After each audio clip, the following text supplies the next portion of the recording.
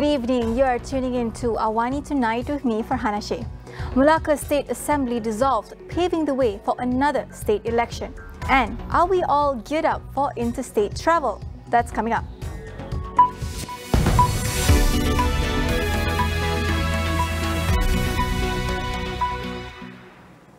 The plot thickens in Melaka as announcement was made today that the Yang di-Pertuan Negeri of Melaka, Tun Muhammad Ali Rastam, has consented to the dissolution of the State Assembly yesterday. Melaka State Assembly Speaker Datuk Seri Rauf Yusof said the decision was gazetted today, adding that fresh state polls will be announced soon by the Election Commission. He said that the current state government would act as a caretaker government until the next state election. He also confirmed that Chief Minister Datuk Seri Sulaiman Muhammad Ali sent a letter to the governor yesterday advising for a dissolution to take place to pave the way for a state election. According to the law, an election must now be called within 60 days. Earlier today, Prime Minister Ismail Sabri Yaakob said the Election Commission would ensure that strict health protocols will be enforced if a state election is triggered in Melaka. A day after suggesting Melaka should have a state election, UMNO President Datuk Seri Ahmad Zahid Hamidi now says it is dangerous to hold such polls. He instead suggested for an emergency to be declared in the state. He cited concerns from the Ministry of Health and the National Security Council on COVID-19, saying it is dangerous to hold snap elections in Melaka. He gave an example in the case of Sarawak, whereby the state declared an emergency prior to the state election there to prevent a spike in infections. Zahid also added that those who caused the Melaka state government to fall had betrayed a government led by Barisan Nasional and UMNO. Therefore, they must face the music and be prepared to be sacked. The Melaka crisis invokes similar memories of politicking and power grab in Malaysian politics that has happened too often in recent times. Political analyst Associate Professor Dr. Sarah Chinasamy stressed how this frustrates the rakyat and goes against what the political parties should be doing at a time of crisis. The elected representative was still acting selfishly despite the Yang di-Pertuan Agong when officiating the opening of the Day One Rakyat had called on politicians not to be greedy for power. UMNO, especially Barisan Nasional, need to be united when it comes to the political crisis in Melaka. Of course, the best way is to wait for the 15th general election. Division in the party will give also an interpretation of greed of power for the public. Regardless of the reason given, it is unreasonable at the time that we are close to containing the COVID-19 crisis. We can't even seem to overcome the endless political pandemic. So, if there are dissatisfaction, it is better to negotiate because any change of leadership will jeopardize the administration and the management of the state government. Sarah added that people want political stability and it shows in the signing of the bipartisan agreement between the federal government and opposition. Overall, the sentiment from the ground shows that the people wanted political stability, and this was a key reason why the Memorandum of Understanding on Transformation and Political Stability was signed between the federal government and Pakatan Harapan on September 13. Why is that not possible to have some tolerance or negotiation between them?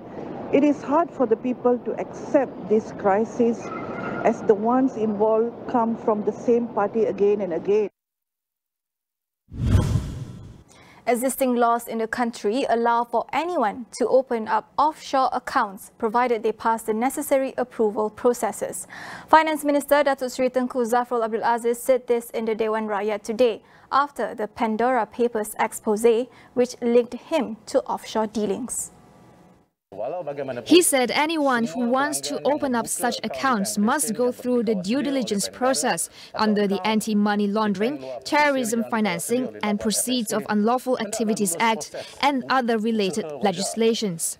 He was responding to a question from Bagan MP Lim Guan Eng on revelations made in the Pandora Papers expose, which alleges that a number of high-profile Malaysians have deposited their money overseas, including former Finance Minister Tun Dayam Zainuddin, former Prime Minister Datuk Seri Najib Razak and Zafrul himself. Meanwhile, Deputy Finance Minister Muhammad Shahar Abdullah said that the Finance Ministry will investigate the alleged involvement of local funds deposited overseas only if regulations were breached. A massive data leak dubbed the Pandora Papers revealed yesterday that hundreds of world leaders have been stashing millions of dollars offshore. Those fully vaccinated against COVID-19 no longer need to undergo quarantine to enter Sabah. Sabah Local Government and Housing Minister Datuk Masidi Manjun said compulsory quarantine now only applies to those entering to the state from overseas. Under the new SOP for Sabah, now in Phase 2 of the National Recovery Plan, quarantine is only needed for those yet to complete vaccination and individuals who show symptoms at screening checkpoints. Those who wish to enter Sabah must apply for police permission, prove a negative COVID-19 swab test, and fill up a health declaration form. The RTK antigen test result is valid for 1 day, while RT-PCR test is valid for 3 days before departure.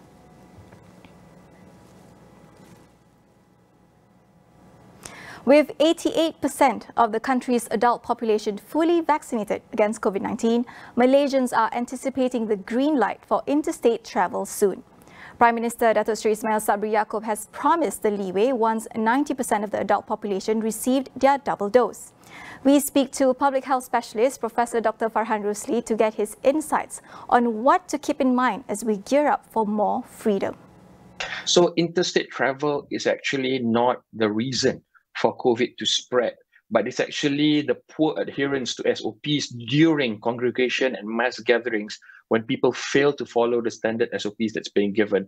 So the onus is now back on the people. So when they allow interstate travel, which they should have months ago because it does not contribute, rather educate the people that once you are free to move, you have to be careful and take care of yourselves, that you should always ensure that you maintain the SOPs because you can get it anywhere. He also reiterated the significance of self-testing against COVID-19. Dr. Farhan said a clear guideline must be set up to assist Malaysians in detecting who, when, and how often they should be self-tested. I think this is where the government needs to actually present the national testing policy. As much as we want the people to self-test, but we should be able to hand them a guideline. Who are the people who should be tested? When should they be tested? How should they get tested? How often should they get tested? And once they get tested, what is the next steps after getting themselves tested? If they are positive, if they are negative, and so on. Now, this is very crucial and extremely important. Why? The reason the number of cases and the positivity rate in Sarawak is 38%, in Kelantan is 28% positivity rate, is because we are extremely logging in only positive cases, and yet we are not logging in a lot of the negative self-testing kits that people have done. So people report that they are positive, but a lot of people don't report that they're negative. We'll take a short break. Stay with us.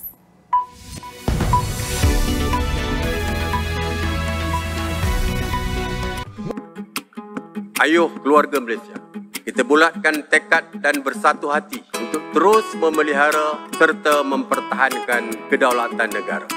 Sebagai keluarga Malaysia yang besar, kita harus bertoleransi dalam semua perkara. Hormat menghormati serta mengekalkan perpaduan rakyat yang berbilang kaum, agama dan bangsa, serta integrasi nasional silang budaya adalah tunjang kekuatan kita sebagai sebuah negara bangsa yang berjaya. Umpama selembar benang dikait, ditenun dan dijalin, akhirnya menjadi kain yang sempurna indah.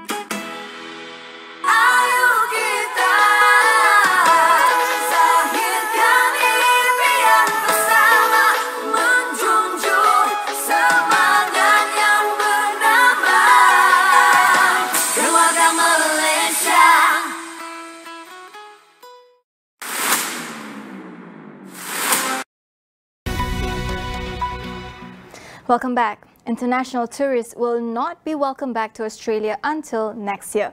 Prime Minister Scott Morrison said skilled migrants and students will be given priority after Australians when borders reopen from November. Australia has achieved its target of administering the first dose of the COVID-19 vaccine to 80% of its population aged 16 and above. Last week, Morrison announced international travel will be back on the cards for millions of Australians. The first step, he said, will be allowing fully vaccinated Australians to travel overseas and allowing vaccinated residents who have been living overseas to return home beginning November.